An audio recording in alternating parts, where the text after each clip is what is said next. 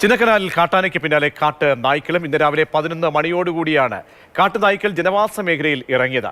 Waste കുഴി ഭാഗത്തും ആനയിറങ്കൽ ഡാമിന് സമീപത്തുമായിരുന്നു 2 മ്ലാവുകളെ കൊന്ന് ഭക്ഷിച്ചത്. വളർത്തുമൃഗങ്ങളെ ആക്രമിക്കുമോ എന്നാണ് പേടി. വിശദാംശങ്ങളുമായി ജെയിനസ് രാജു ചേരുന്നുണ്ട്. ജെയിൻ, വലിയ ഭീതിയിലാണോ ഈ പ്രദേശം? എന്താണ് ഇപ്പോൾ മറ്റ് നടപടിക്രമങ്ങളോ മറ്റ് അധികാരികളോ അവിടേക്ക് എത്തിയിട്ടുണ്ടോ? പ്രതീക്ഷ, ആളുകളെ സംബന്ധിച്ച് പ്രധാനമായും ഉള്ളത് എന്ന് പറയുന്നത് അവരുടെ വളർത്തു മൃഗങ്ങളെ സംബന്ധിച്ചുള്ള സുരക്ഷയുമായി ബന്ധപ്പെട്ട പ്രശ്നങ്ങളും ഭീതിയുമാണ്. പ്രത്യേകിച്ച് അതൊരു കാർഷിക മേഖലയാണ്. വളർത്തുമൃഗങ്ങളുണ്ട്, അതോടൊപ്പം തന്നെ കോഴിയും താറാവും പോലെയുള്ള വളർത്തുപക്ഷികളുമുണ്ട്. സ്വാഭാവികമായും ഇവയെ ആക്രമിക്കപ്പെടാനുള്ള ഒരു സാധ്യത നിലവിലുണ്ട്. അതാണ് ആളുകൾ ഭയപ്പെടുന്നത്. ഇന്ന് രാവിലെയാണ് ഇത്തരത്തിൽ ഒരു ജനവാസ മേഖലയ്ക്ക് സമീപത്തേക്ക് വളരെ പ്രകടമായ രീതിയിൽ തന്നെ ഏതാണ്ട് 15ഓളം എണ്ണം അടങ്ങുന്ന ഈ കാട്ടുനായ്ക്കൾ കൂട്ടമായി എത്തുന്നത്.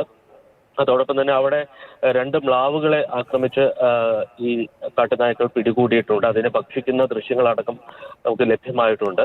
ആ ദൃശ്യങ്ങളിൽ അനുസരിച്ച് 2 ഇടത്തായിട്ടാണ് മ്ലാവുകളെ ഈ കാട്ടുനായ്ക്കൾ പിടിച്ചിരിക്കുന്നത്. വളരെ ആസൂത്രിതമായി വേട്ടയാടുന്ന ഒരു രീതിയാണ് ഈ കാട്ടുനായ്ക്കൾക്കുള്ളത്. അതുകൊണ്ട് തന്നെ വളർത്തുമൃഗങ്ങളുടെ കാര്യത്തിൽ ആളുകളെ സംബന്ധിച്ച് ആശങ്കയുണ്ട്. പ്രത്യേകിച്ച് ചിന്നക്കനാലിൽ വന്യജീവി ശല്യം, പ്രത്യേകിച്ച് കാട്ടാനകളുമായി ബന്ധപ്പെട്ട പ്രശ്നങ്ങൾ അതിരൂക്ഷമാണ്.